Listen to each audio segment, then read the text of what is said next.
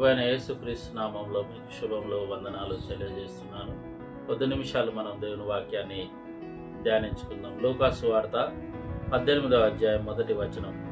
వారు విసుకక నిత్యము ప్రార్థన చేయుచుండవలెననుటకు ఆయన వారితో ఈ ఉపమానము చెప్పాను. ప్రియులారా, మరి ఈ యొక్క వాక్యాన్ని మనం గమనించినట్లయితే, దేవునికి భయపడకయు మనుషులను లక్ష్య పెట్టకయు నుండి ఒక న్యాయాధిపతి ఒక పట్టణంలో ఉండెను. ఆ పట్టణంలో ఒక విధవరాలు ఉండెను. ఆమె అతని యుద్ధకు తరచుగా వచ్చి నా ప్రతివానికి నాకును న్యాయము తీర్చమని అడుగుచూ వచ్చాను గాని అతడు కొంతకాలం ఒప్పకపోయాను. తర్వాత అతడు నేను దేవునికి భయపడకయు మనుషులను లక్ష్య పెట్టకయు ఉండినను ఈ విధవరాలు నన్ను తొందర పెట్టుచున్నది గనుక ఆమె మాటికి వచ్చి గోజాడకుండున్నట్లు ఆమెకు న్యాయము తీర్చునని తనలో తాను అనుకోనెను. ప్రభునందు ప్రియులారా, మరి ఇక్కడ గమనించినట్లయితే విసుకక ప్రార్థన చేయాలని ఈ యొక్క ఉపమానం చెప్పాడు. ఒక పట్టణంలో దేవునికి భయపడకయు మనుషులను లక్ష్య పెట్టని ఒక అధికారి ఉన్నాడు. ఆయన యుద్ధకు ఒక విధవరాలు వెళ్ళి నా ప్రతివాదికిను నాకు న్యాయం తీర్చని ప్రతిదినము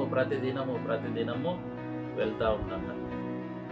అయితే ఒక దినాన నేను ఎవరిని లక్ష్య పెట్టాను కానీ ఈమె వచ్చి నన్ను బహు తొందర పెట్టుచున్నది అని అనుకొని ఈమెకు నేను త్వరగా న్యాయం తీర్చును అని తనలో తను అనుకున్నాడంట.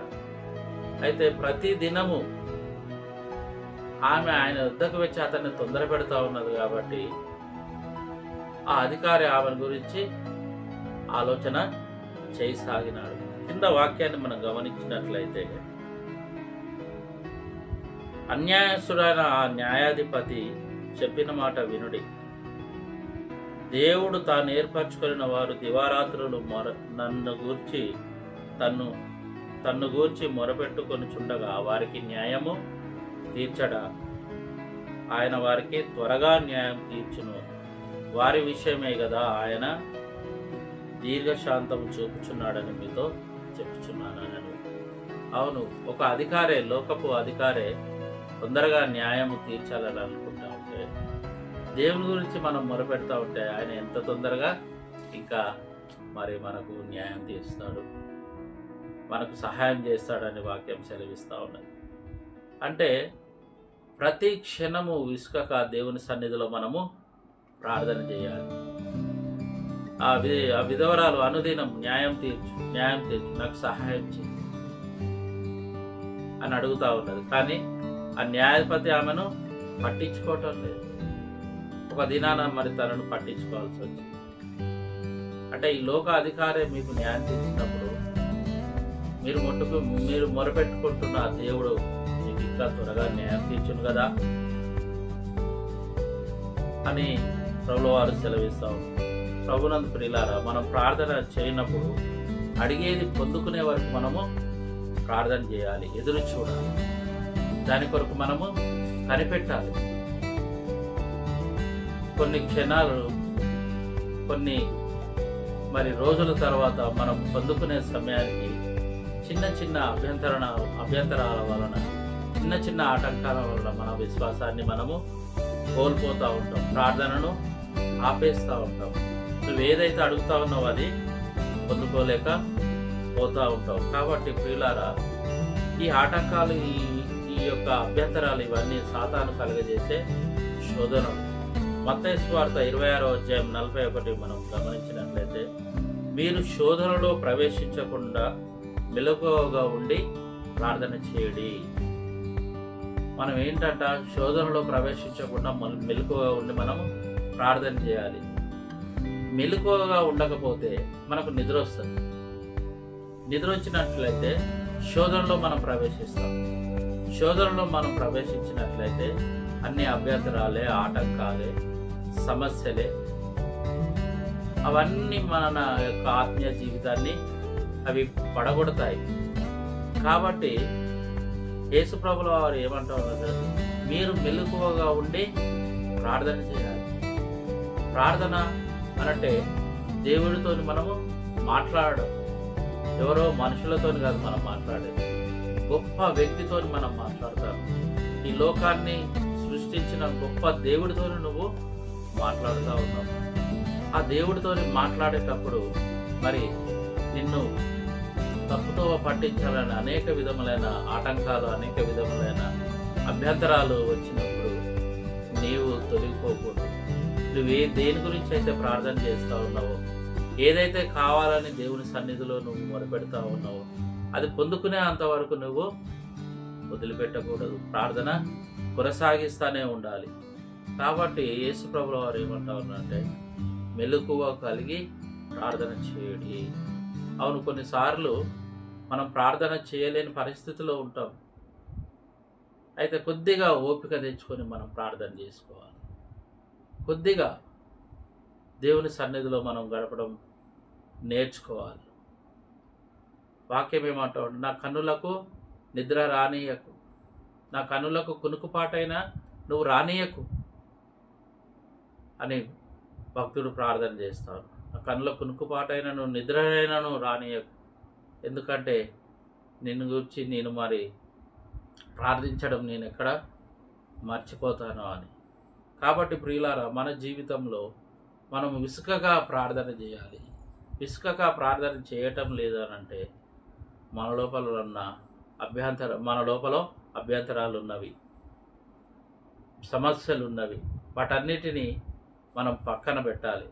ప్రార్థనే విజయం అని ఒక భక్తుడు బుక్ రాశాడు. ప్రార్థనతోనే విజయం ఉన్నది. ప్రార్థనతోనే అన్నిటినీ జయించగలిగే జయ జీవితం ఉన్నది. మనము ఉదయం లేచినది మొదలుకొని మరి రాత్రి పడకలకు వెళ్ళే ముందు వరకు కూడా ప్రార్థనతోనే మన జీవితము ముగించబడాలి. ఎప్పుడైతే నువ్వు ప్రార్థన కలిగి జీవిస్తావో, ప్రార్థన కలిగి మరి జీవితాన్ని మొదలు పెడతావో, నీ జీవితంలో విజయాన్ని నువ్వు చూడగలుగుతావు. మొదటి సమూయేలు గ్రంథము 1వ అధ్యాయంలో మనం గమనించినట్లయితే, ఇక్కడ ఎల్కానా అనేవాడికి ఇద్దరు భార్యలు ఉంటారు. హన్నా పెనిన్నా అని ఇద్దరు భార్యలు ఉంటారు. అయితే పెనిన్నాకి సంతానం కలుగుతుంది, హన్నాకి సంతానము కలగదు. అయితే పెనిన్నా హన్నాను మరి విసిగించడం మొదలు పెడతా ఉంటుంది. నీకు పిల్లలు లేరు, నీ జీవితం అంతే అని విసిగించడం మొదలు పెడతా ఉంటుంది. కానీ తన భర్త అయిన ఎల్కానా హన్నాను మరి ప్రియంగా చూస్తూ ఉంటాడు. ఆయన చెప్తూ ఉంటాడు, నీకు కుమారులు ఎందుకు, 10 మంది కుమారుల కంటే నేను శ్రేష్ఠుడను కానా అని ఆమెను ఓదార్స్తూ ఉంటాడు. కానీ హన్నా మాత్రం ఆమెని విసిగించుట మానదు. ప్రభునందు ప్రియులారా, మరి గొడ్రాలు జీవితం ఎంతో భయంకరమైనది. పిల్లలు లేని జీవితం ఎంతో బాధాకరమైన జీవితం. అది ఒక ఆడవాళ్ళకే తెలుస్తూ ఉంటుంది. ప్రభునందు ప్రియులారా, మరి హన్నా ఎంతో బాధను అనుభవిస్తూ ఉంటుంది. అయితే తన జీవితంలో పిల్లలు దేవుడు తనకు ఇచ్చు వరకు మరి మందిరానికి వెళ్ళి ప్రార్థన చేస్తూ ఉంటుంది. అక్కడ వాక్యాన్ని మనం గమనించినట్లయితే 6వ వచనంలో, యెహోవా ఆమెకు సంతు లేకుండా చేసెను అని వాక్యం సెలవిస్తూ ఉన్నది. కాబట్టి హన్నా మరి ప్రతిసారి మందిరానికి ఏటా వెళ్ళి మందిరానికి పోయి ప్రార్థన చేస్తూ ఉంటుంది. ఒకరోజు తను మందిరానికి వెళ్ళి దుఃఖముతో ఏడ్చుచూ ప్రార్థన చేస్తూ ఉంటుందంట. ఏడ్చుచూ దుఃఖముతో ప్రార్థన చేస్తూ ఉంటే ఏలి చూసి, అక్కడ ఆత్మలో ఈమె ప్రార్థన చేస్తూ ఉంటే ప్రవక్త అయిన ఏలి చూసి, అమ్మా, ఎందాక నువ్వు మత్తురాలు అయి ఉంటావు, నీ ద్రాక్షరసం నీ యొద్ద నుంచి తీసివేయి అని ఏలి తనను అనడం వలన ఆమె, అయ్యా, నేను ద్రాక్షరసంతో మధురాలైన లేదు, నా ఆత్మను దేవుని ఎదుట నేను కుమ్మరించుచున్నాను అని అన్నా పలకడం మనం చూస్తూ ఉంటాం. తన ఆత్మను దేవుని సన్నిధిలో కుమ్మరించినంతగా ఆమె ప్రార్థన చేస్తూ ఉన్నది. ప్రభునందు ప్రియులారా, మనలో భారం ఉన్నదా? మనలో మరి ప్రార్థన చేయాలి అన్న ఒక తపన, ఒక ఆసక్తి మన లోపల ఉన్నదా? దేని గురించి అయితే మరి నువ్వు మొరపెడతా ఉన్నావు, దేని గురించి అయితే నువ్వు అడగాలనుకుంటున్నావు దాని పట్ల నీకు ఆసక్తి ఉన్నదో.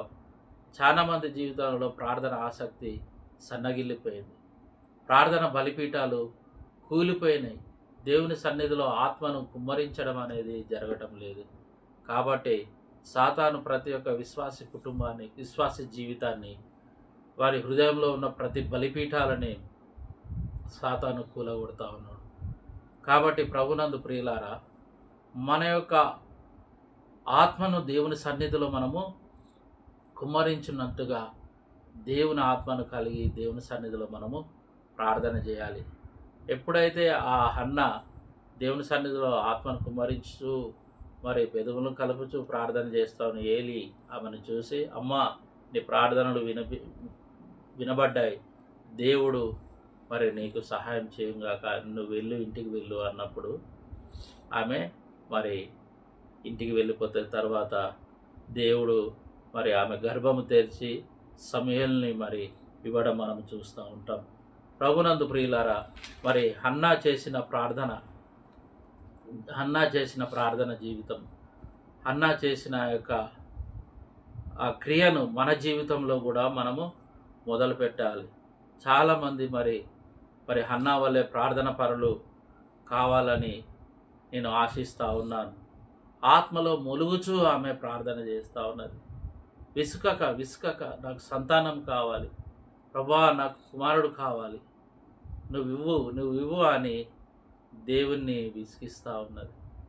ప్రభునందు ప్రియులారా, మరి దేవుని సన్నిధిలో పదే పదే ప్రార్థన చేస్తూ మన జీవితాలను దేవుని పైన కట్టుకొనుచు జీవించాలని నేను కోరుతా ఉన్నాను. ఎఫెసీయులకు రాసిన పత్రిక 5వ అధ్యాయం 18వ వచనం సెలవిస్తూ ఉన్నది, మరియు మీరు మద్యంతో మత్తులై ఉండప్పుడు ఆత్మ పూర్ణులై ఉండుడి అని వాక్యం సెలవిస్తూ ఉంది. మనం మద్యంతో మత్తులం కాదు, ఆత్మ పూర్ణులై ఉండాలి. పరిశుద్ధాత్మను పొందుకొని ఆత్మచేత నింపబడుచు ప్రతి